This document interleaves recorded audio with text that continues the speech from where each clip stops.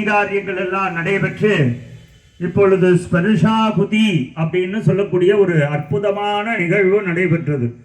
ஒவ்வொரு ஆலயமும் கும்பாபிஷேகத்தில் நம்ம பார்க்க வேண்டிய விசேஷமான பூஜை எது அப்படின்னா இப்ப நடைபெற்ற ஸ்பர்ஷாபுதி தான். எதனாலே அப்படின்னா இந்த கும்பாபிஷேகம் அப்படின்னு சொல்லிட்டு இருக்கிறோம். கும்பாபிஷேகம் அப்படிங்கிற சொல்லுக்கு என்ன அர்த்தம்னு நம்ம பல பேருக்கு தெரியல. என்ன நினைச்சுட்டு இருக்கிறோம், கும்பாபிஷேகம்னா இங்க கலசம் கும்பம் வச்சிருக்காங்க, இதை கொண்டு போய் கோபுரத்துல தண்ணி ஊத்துறது தான் கும்பாபிஷேகம்னு நம்மலாம் நினைக்கிறோம். அது இல்லை. இன்னும் சில பேர் சொல்லுவாங்க, மூலஸ்தானத்தில் இருக்கக்கூடிய சிலையில கொண்டு போய் இந்த கும்பத்தை ஊத்துறதுனால கும்பாபிஷேகம்னு சில பேர் சொல்லுவாங்க. அதுவும் கிடையாது சாமி. அப்புறம் அதுவும் இல்லை இதுவும் இல்லைன்னா என்ன அப்படின்னா, கும்பாபிஷேகம் அப்படிங்கிற சொல்ல ரெண்டாக்கி பார்க்கணும். கும்பகா பிளஸ் அபிஷேகம் கும்பாபிஷேகம்னு பேர். இந்த கும்பகம் அப்படின்னா என்ன அர்த்தம் அப்படின்னா நிலைநிறுத்துதல் அப்படின்னு பொருள். எதை நிலைநிறுத்துகிறோமோ அதற்கு கும்பகம் அப்படிங்கிற சொல்லானது நமக்கு கிடைக்கின்றது. இந்த சிவாச்சாரியார்கள் எல்லாம் யாமம் அப்படின்னு ஒன்று செய்வாங்க. காத்தை இழுத்து நிறுத்தி விடுறது 3 செயல்பாடு. அது 3க்கும் பேர் வச்சிருக்கிறாங்க.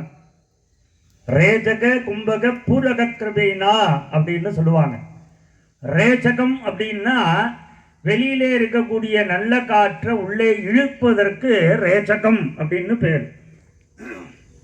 இந்த இழுத்த காற்றை உள்ளேயே நிறுத்துவதற்கு கும்பகம் அப்படின்னு பேர். திரும்ப அந்த காற்றை விடுறதுக்கு பேரு பூரகம். அதான் ரேச்சக கும்பக பூரக கிருபைனா அப்படின்னு சொல்லுவார்கள். அப்ப நமக்கு என்ன அதிலிருந்து கிடைக்கிறது? நிலைநிறுத்துதல், காத்தை நிறுத்துவதற்கு கும்பகம் அப்படின்னு பொருள். இப்ப இங்க நேர்த்தியிலிருந்து யாகம் நடந்து கொண்டு இருக்கின்றது. அம்பாளுடைய மூல மந்திரம், வேத மந்திரம், காயத்ரி மந்திரங்களை சொல்லி அந்த அம்பாளுடைய சக்தியை வளர்த்திருக்கின்றார்கள் இந்த யாக குண்டத்துல. இந்த யாகம் செய்யப்பட்ட அருள் சக்தியை தர்ப்ப கயிறு போட்டிருக்கிறாங்க. இங்க இருந்து யாகசாலையிலிருந்து மூலஸ்தானம் வரைய கயிறு போட்டிருக்கிறாங்க. அந்த கயிறு வழியாக இந்த அருள் சக்தியானதை கொண்டு அந்த சிலையில கொண்டு சேர்த்து அந்த சிலையிலேயே அந்த அருள் சக்தி நிற்கணும். நம்ம இவ்வளவு செலவு பண்ணி எல்லாம் பண்ணியிருக்கிறோம். இந்த அம்பாள் உடனே இந்த அருள் சக்தி அந்த சிலையில் இல்லாம வெளியில போயிட்டா நமக்கு என்ன அப்புறம் பலன்? அப்படி போகக்கூடாதுங்கிறதுக்காக இந்த அருள் சக்தியை எல்லாம் தர்ப்ப கயிறின் வழியாக மூலஸ்தானம் என்று சொல்லக்கூடிய கருவறையிலே இந்த 7 சப்த மாதாக்கள் 7 அம்பளுடைய சிலையில கொண்டு சேர்த்து அந்த சிலையிலேயே அந்த அம்பாளை நிலைநிறுத்துதல், தங்க வைக்கக்கூடியதற்கு தான் கும்பகம் அப்படின்னு சொல்றது. செய்து திருப்பி இந்த கலசத்தை எடுத்து அபிஷேகம் பண்ணுவார்கள். இப்ப இன்னும் கொஞ்ச நேரத்தில் அந்த கலசம் புறப்பாடாகி அபிஷேகம் செய்வார்கள். இந்த 2 நிகழ்வுகளும் நடப்பதற்குத்தான் கும்பாபிஷேகம் அப்படிங்கிற சொல் நமக்கு வந்தது. நாமெல்லாம் என்ன நினைச்சிட்டு இருக்கோம், இன்னும் சாமி பத்திரன்னு சொல்லிட்டு இருக்காரு, நம்ம 10-20க்கு வந்தா சரியா இருக்கும் அப்படின்னு நம்மளாம் நினைச்சுட்டு இருக்கிறோம். இங்கேன்னு இல்லை, நம்ம எந்த ஊர்ல போனாலும் கும்பாபிஷேகம் பத்திரிகையில டயம் போட்டிருப்பாங்க. அந்த டயத்தை பார்த்துட்டு கரெக்டா விஐபி மாதிரி அந்த டயத்துக்கு நம்ம போறது. அப்படி இருக்கக்கூடாது. நம்ம என்னைக்கும் அம்பாளுடைய அந்த தெய்வத்தினுடைய அடிமை. நம்ம என்னைக்குமே அவருடைய சிஷ்யர்கள், குழந்தை. நம்ம வீட்டில் ஒரு குழந்தைக்கு கல்யாணம் நடக்குது. கல்யாணம் நடக்கிற டைம் போட்டிருக்கிறாங்க. அந்த அப்பா அம்மா அவங்க சொந்தக்காரங்களும் அந்த டயத்துக்கு தான் போய் நிற்போமா? எப்படி காலையிலே எழுந்திருச்சு சீக்கிரம் குளிச்சுட்டு போய் அந்த கல்யாணத்துக்கு 2 மணி நேரம் முன்னாடியே போய் எல்லா வேலையும் பார்த்துட்டு நம்ம இருப்போம்.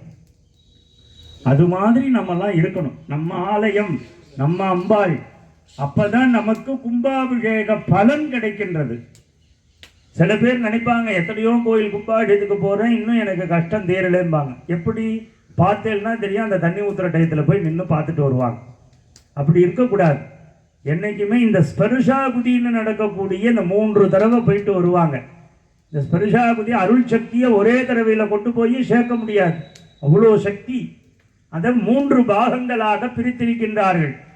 ஆத்ம தத்துவம், வித்யா தத்துவம், சிவதத்துவம் என்று சொல்லக்கூடியதான பிரம்மா விஷ்ணு ருத்ரங்கிற மாதிரி பிராமி வைஷ்ணவி, ருத்ராணின்னு சொல்லக்கூடிய 3 சக்திகளாக பிரித்து, இப்போ ஒருத்தரால் எவ்வளோ தூக்க முடியும்?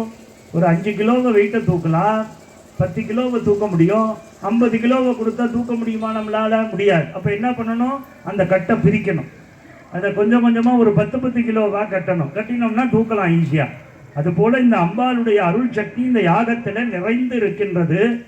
அதை ஒரே நேரத்தில் கொண்டு போய் அதில் சேர்க்க முடியாததுனால 3 சக்திகளாக பிரித்து ஆத்ம தத்துவம், வித்யா தத்துவம், சிவதத்துவமாக இந்த யாகத்திலிருந்து இப்போ கொண்டு போய் அம்பாள் அந்த பிம்பத்தில் கொண்டு சேர்த்திருக்கின்றார்கள். இப்போ இந்த கலசம் கொண்டு போய் அடுத்தது அபிஷேகம் செய்வது தான் பாக்கி. பூர்ணாகுதி தீபாராதனை முடிஞ்சோடனே கலசம் புறப்பட்டோன்னு கொண்டு போய் அந்த சிலைக்கு அபிஷேகம் செய்வார்கள். இந்த 2 நிகழ்வுகளுக்கும் சேர்த்து தான் கும்பாபிஷேகம் அப்படிங்கிற சொல் வந்தது.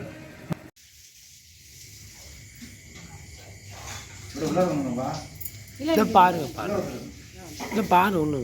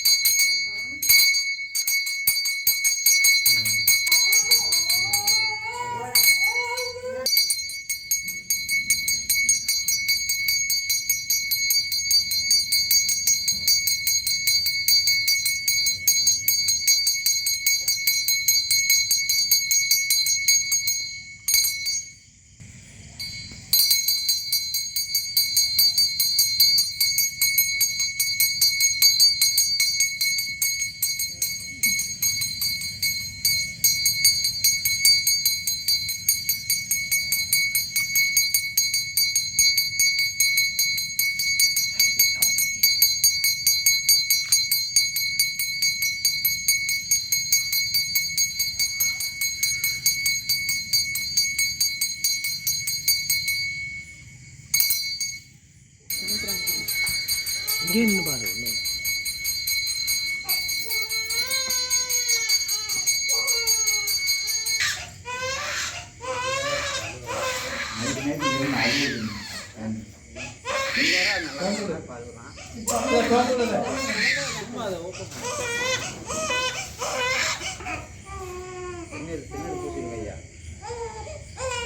சரி சரி சரி